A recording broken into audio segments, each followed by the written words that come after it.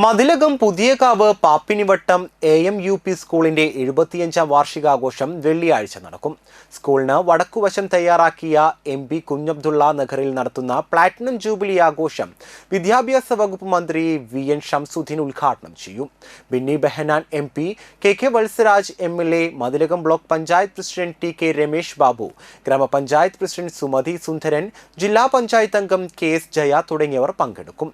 സമ്മേളനത്തോടനുബന്ധിച്ച പൂർവ്വ വിദ്യാർത്ഥി സംഗമം, 75 വൃക്ഷത്തൈകളുടെ വിതരണം, വിവിധ കലാപരിപാടികൾ എന്നിവയും സംഘടിപ്പിക്കും.